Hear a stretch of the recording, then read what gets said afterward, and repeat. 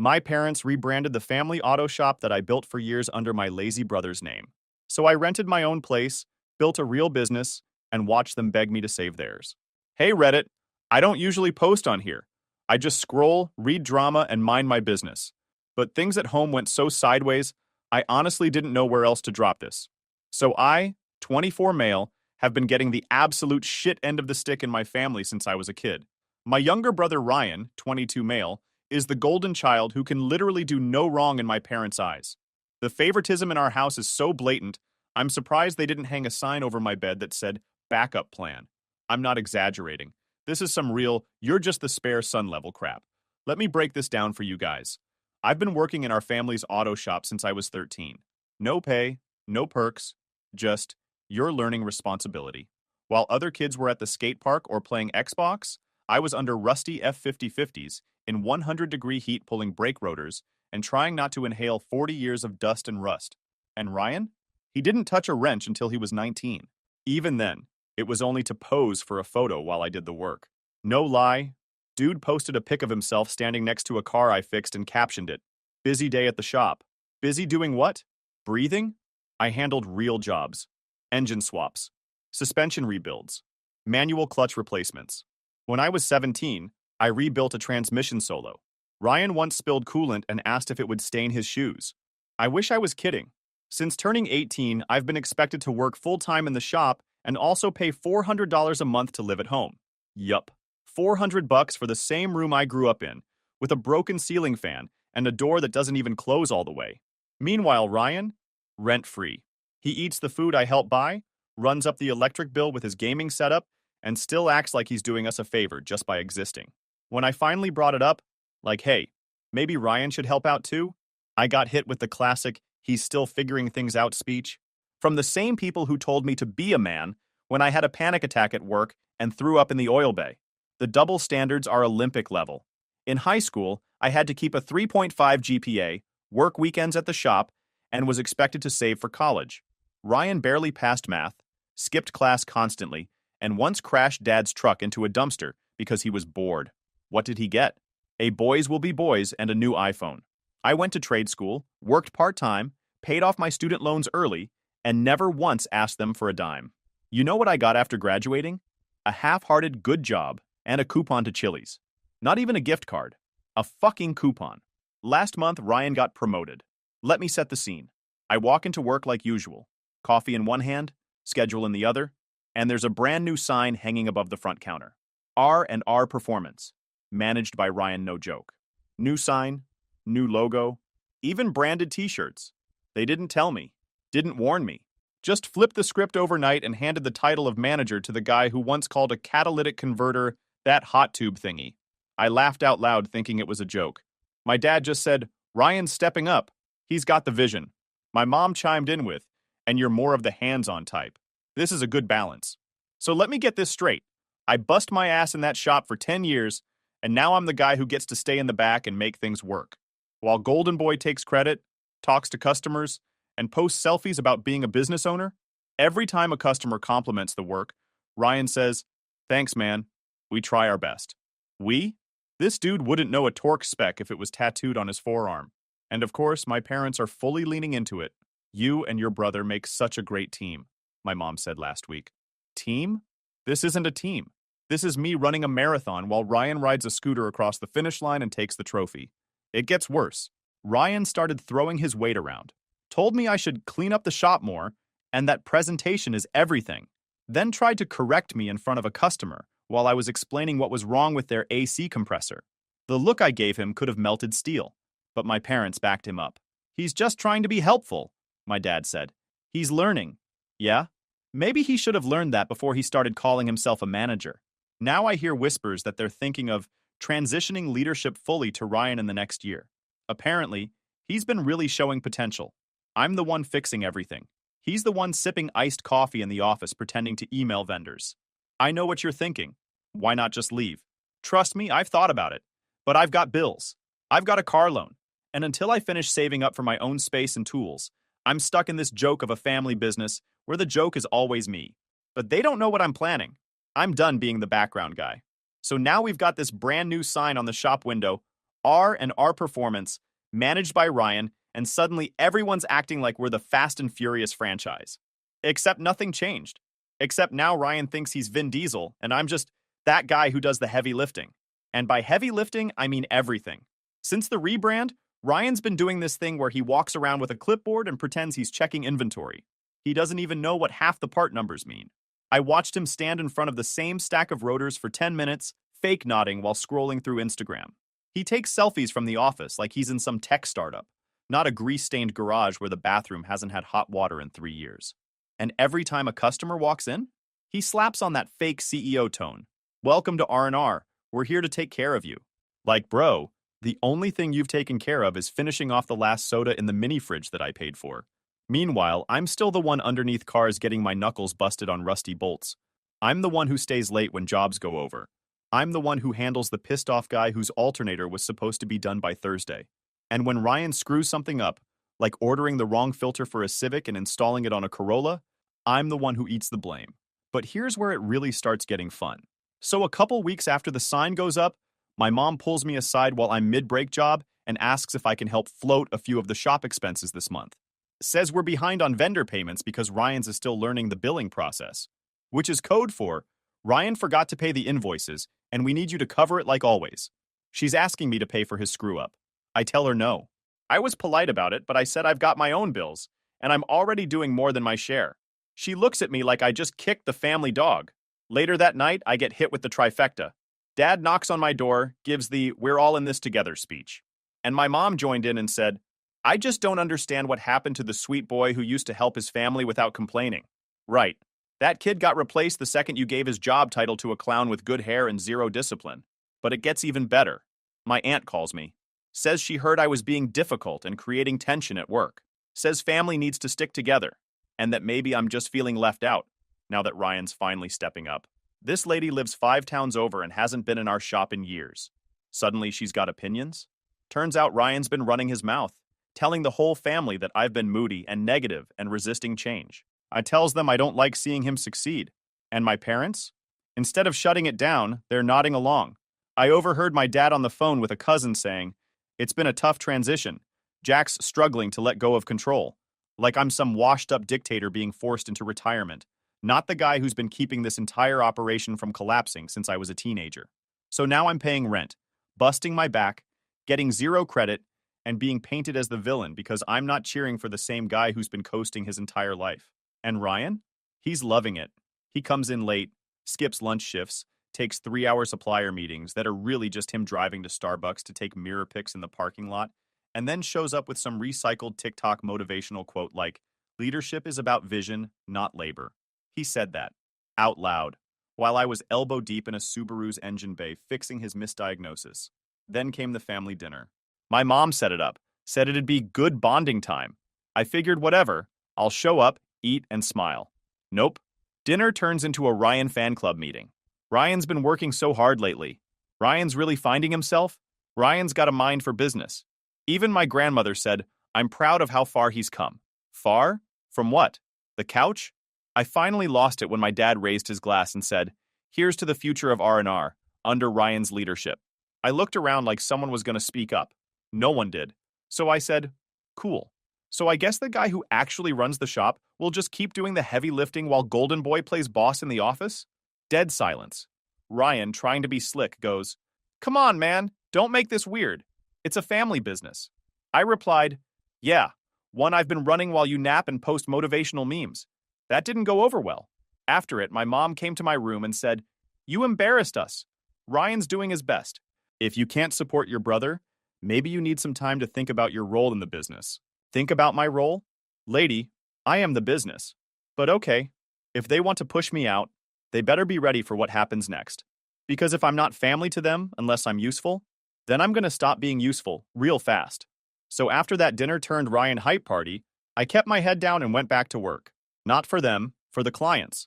The regulars who trusted me to actually fix their cars, not smile and pose next to them. Guys who brought their trucks in because they knew I gave a damn. Not because of some logo slapped on the wall by a kid who still calls the check engine light a vibe killer. I was clocking 10-hour days, sometimes more, while Ryan started coming in later and leaving earlier. First, he was handling marketing. Then it became networking lunches. By the third week, he stopped showing up on Fridays altogether. Said he needed mental reset days. I haven't had a day off in 3 months. But apparently, I'm the one with the bad attitude. They started treating me like some disgruntled employee instead of the guy who kept this shop from burning to the ground every time Ryan installed something backwards. When invoices went missing, you should be more organized. When a customer got pissed because Ryan forgot to order their part, don't throw your brother under the bus. My parents were deep in the Kool-Aid. Mom started leaving articles on the kitchen counter about how to support your ambitious child. Every single one was clearly about Ryan. Dad started talking like we were a Fortune 500 startup instead of a barely break-even 3-bay garage. And then they asked me for money. Let me say that again. They asked me for money. Not in a, hey, can you cover dinner kind of way. In a, we're making big plans for the shop, and we'd love for you to invest in the future kind of way. Like I was some outside donor being offered a chance to buy into the brand I bled for. It started with my dad casually mentioning some upgrades, repainting the front lot, new signage, redoing the waiting room, getting branded uniforms with embroidered names. Embroidered, for a shop that still has a bucket catching roof leaks in Bay 2. I asked who was paying for all this. He looked me dead in the face and said, well, Ryan's got great ideas but not much capital yet. And your mother and I are tapped out, but you've been saving. No shame. Just threw it out there like I should be flattered. Saving for what? I asked. And he hits me with, you're not married. You don't pay rent outside. It's not like you have a mortgage. Why not help the family grow? I stared at him for a good 5 seconds. Not angry, not even shocked anymore. Just taking it in. Because here's the thing. They don't see me as a person. I'm a resource. A dependable one. A walking wrench with a bank account. I told him I'd think about it. I didn't. I just started moving differently. First thing I did was separate my savings into a new bank account under a different institution. Something they wouldn't recognize if they tried to go snooping. You think they wouldn't? These are the same people who once opened my mail by mistake, 3 times in 1 month. Then I changed the lock code on my toolbox. Ryan complained it made the shop feel less like a team. I said nothing, just kept tightening the screws behind my smile. I even started keeping my own log of customer invoices and payments. Not because I thought I'd need it, just because my gut told me to. And my gut's been screaming since the day they put Ryan's name on the damn window. 2 weeks later, my mom cornered me in the kitchen, said they were moving forward on the upgrades, with or without my help, but they'd need me to sign off on transferring the business license so it could be restructured under Ryan's name for marketing purposes. Marketing purposes. I didn't even answer her. Just walked away, went into the garage, and started changing the serpentine belt on a Civic like nothing happened. Later that night, Ryan came into my room without knocking. Shocker. And flopped on my chair like we were still 10 years old sharing bunk beds. He said, Mom and Dad are stressed, man. They're trying to build something long-term. You've always been the dependable one. Just be cool for once. Just be cool for once. You ever get so numb to disrespect that even hearing it doesn't register right away? That was me at that moment. He stood up, slapped me on the shoulder, and said, it's gonna be our shop, bro. Eventually, we're a team. And then he walked out. He didn't see the look on my face because he never bothers to look. They think they've got me locked in. They think I'll never leave because I've never made noise before. Because I still live at home. Because I still show up to the shop and do the work. Because I've always done the right thing. But I'm not trapped. I'm patient. And they're mistaking that for weakness. So when they ask me again, and I know they will, I'm going to say no. And this time, I won't explain myself. They won't see it yet, but that'll be the moment everything starts falling apart for them. Not because I'll yell. Not because I'll throw a tantrum like Ryan does when a coffee order's wrong. But because I'm the foundation they've been standing on for years.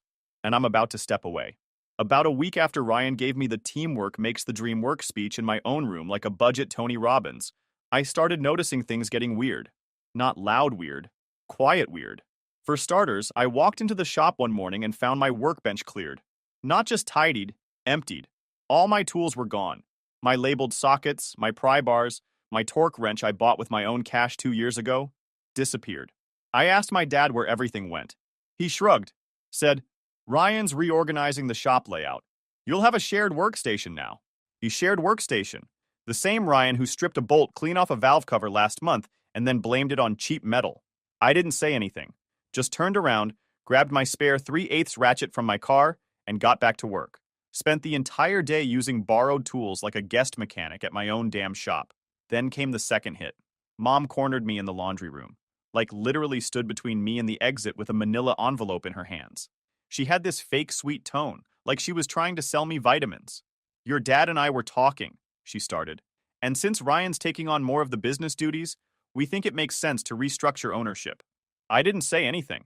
I already knew what was coming. She held up the envelope like it was a gift. This is just paperwork. Nothing dramatic. It transfers management responsibility to Ryan, so he can sign contracts and handle shop decisions without needing Dad's signature every time.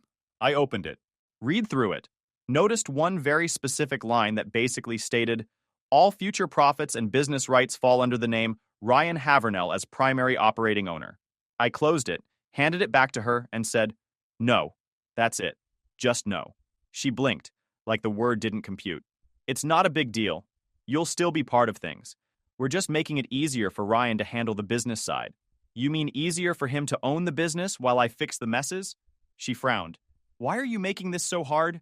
And that's when it clicked. They weren't just trying to push me into the background anymore. They were trying to get me to hand over everything, quietly, legally, willingly, so they could say it was my choice. I didn't yell, didn't argue. I just walked past her and went to my room. That night, I didn't sleep. I stayed up downloading every invoice I'd logged, every customer order I'd personally handled, copies of vendor payments I processed, screenshots of text convos with clients thanking me for repairs Ryan claimed credit for. I put everything on a drive and stored it in my glove box, because now it wasn't just disrespect.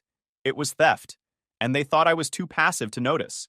2 days later, my dad tried a different approach, caught me after we closed and said, you've got to start thinking long term. Ryan has the energy for the future. You've got the skill, but he's the face. I asked him, so what am I? The hands? He didn't answer. That weekend, my aunt, same one who thinks Facebook is a reliable news source, called to check in. And by check in, I mean pressure me. She said my parents were so stressed, and that it's not fair for me to hold back the business out of pride. Then she hit me with, you're not a child anymore. Stop acting like one.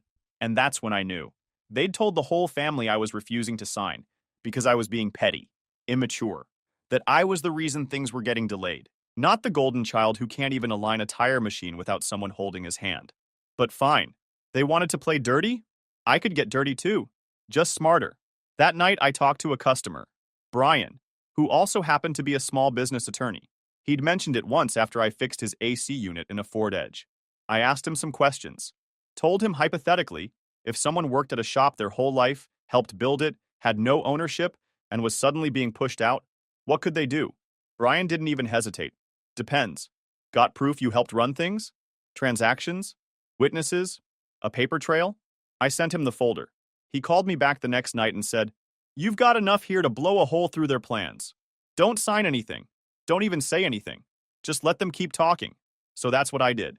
The next week, Ryan rolled out new protocols. Told me I needed to clock in using an app he set up, report every job to him, and clear parts orders through his approval. I said cool, then started forwarding every conversation to my own email. They still thought I was playing along. I let them. But the more they tried to edge me out, the more I stacked the receipts. When Ryan accidentally underbilled a client by $300 and blamed me, I had the text trail showing him confirming the wrong price. When Dad told Uncle Rick that I refused to handle the marketing side, I had a calendar full of meetings I scheduled with ad reps back when Ryan thought SEO was a car part. It all went in the folder. And still, I didn't say a word. Because what's more dangerous than someone you underestimate? Someone who's been watching you lie, taking notes the whole time. It finally happened on a Monday. I'd just finished patching a cracked radiator on a 12 Chevy Tahoe that Ryan told the customer probably just needed a flush. It didn't. I was sweating, tired, and one spark plug wire away from walking out when my dad called me into the office. Not the usual, hey, come here thing. He actually said, let's have a sit down, which he's never said in his life unless someone died or something big was about to go down. I walked in and immediately knew. The envelope was already on the desk. My mom was sitting in the corner with that fake soft look she always puts on before she tries to guilt you into doing something that isn't in your best interest. Ryan? He wasn't there. He never shows up for the dirty parts. He's only around for the photo ops and backpats when the dust settles. Dad clears his throat like he's about to give a press conference. We've thought long and hard about this, and we really think it's time to make the shift official. You'll always be a part of the shop, but Ryan needs to step into ownership. It's his time. His time. I didn't flinch, didn't blink. I just sat down across from him and said, "What's in the envelope?" He slides it over. Same thing as before. New version of the transfer papers, a whole lot of legalese, and a signature line with my name at the bottom. This one was tighter, more formal, like they'd gotten someone to clean it up and make it harder to argue. "Nothing changes for you," he says, like that's supposed to sweeten the deal. "You'll still have your job. You'll still run the bay. We just need this to move forward on some licensing updates." I flipped through it. Didn't read every word, didn't have to. I'd already sent the draft to Brian, the business attorney. He broke it down in plain English a week ago. They're trying to make your brother majority owner. Once you sign, they can fire you legally anytime, and you'll have no claim to anything, not even the name. I closed the folder, sat back in the chair. "Not signing this." My mom leaned forward. "Honey, we need you to think about the bigger picture." I looked at her. "I am. That's why I'm not signing." Dad's jaw tensed. "Do you want to be part of this family or not?" There it was. The threat. It always shows up when guilt fails. "You know what?" I said. "Let's talk about that." I pulled out my phone, opened my file folder, and dropped a printed copy of my own onto the desk. Labeled, "Shop Records, Labor and Operations Log." Jack. Their faces shifted real quick. "This is every job I've done since I was 18, I said. Every invoice, every customer follow-up, every supply run, every vendor call, every part installed that Ryan forgot to order. All of it. Time-stamped. Signed off. Not just names. Details. Pictures. Screenshots." Dad reached for the folder, and I pulled it back. "Nah, you don't get to flip through it like it's homework. You had 10 years to notice?" I looked at both of them. "You want to talk about ownership? This shop only runs because of me. And you're trying to cut me out like I'm the help." Mom started doing that voice crack, throat clear thing like she was about to fake cry. I shut that down real quick. "You're not going to guilt me this time. You knew what you were doing. You just thought I wouldn't fight back." Dad leaned back. "So what? You're threatening us now?" I smirked. "Nope. I'm giving you a chance to fix it. You want Ryan to be involved? Cool. Make him earn it. Make him work full-time, pass an ASE test, show up more than 3 times a week. Until then, he doesn't get to be manager just because he's your favorite." Silence. Dead, cold silence. I stood up, grabbed the manila envelope, tore it in half right down the middle, and dropped it in the trash. "I'll keep working, but I'm done pretending this is fair. You want me out? Say it out loud. Fire me. But if you try to screw me again behind my back, I've got copies of everything, including your tax shortcuts, Dad." His eyes went wide. So did hers. "Yeah," I said. "You forgot I helped you file them back in 2020. Kept the emails. Just know, I'm not the weak one here. I'm just quiet." And then I left. Went back to the bay, finished the job, cleaned my hands, and went home like it was any other Monday. Ryan said to me later that night, "Bro, you're blowing this way out of proportion. I didn't even know they were doing that." I left him on red. Next day, nobody said a word to me. Not my parents, not Ryan. Just walked around acting like nothing happened. But the energy shifted. No more paperwork. No more surprise meetings. Just tension. Which was fine by me, because they'd finally seen it. I wasn't just the hands, I was the spine. And they'd just learned what happens when you try to walk without it. The silence didn't last long. For a few days after I shut down the ownership grab, it was all awkward smiles and forced small talk. Mom would ask if I wanted more eggs like nothing had happened. Dad would grunt morning and disappear behind the paper. Ryan stayed out of my way, which was honestly the smartest move he's ever made. But then things started shifting. First, the schedule got weird. I showed up Monday morning and found a handwritten calendar taped to the wall in the office. My name was only on it for 2 days that week. Ryan's name was on every day, plus a note that said, "Ryan will oversee front desk plus customer service." I asked Dad what was up. He mumbled something about needing to reduce overlap and making room for new hires. New hires? We hadn't hired anyone. It was just me getting phased out again, but now they were trying to make it look like a business decision. I didn't say anything. I just started logging my hours off the record, tracking when I showed up, what I worked on, and who requested me directly. Because while they were trying to erase me off paper, I was still the one the customers wanted. The second shift came from the family side. One night, I got a text from my cousin Mark. "Hey man, I heard you're making things hard for your folks. Everything okay?" I stared at that for a full minute before replying, "Define making things hard." Mark told me he'd had dinner with my parents over the weekend. Apparently, they'd painted this whole picture about how I was the one trying to take the business. how I was jealous of Ryan's success, how I was emotionally unstable and acting out. I laughed when I read that part. Acting out. I haven't raised my voice in that house since high school. I'd been keeping my head down, working, staying quiet. And now suddenly I was the villain in some pity party story they cooked up for the relatives? I told Mark what really happened. Sent him screenshots, invoices, the manila folder PDF. He didn't reply for an hour.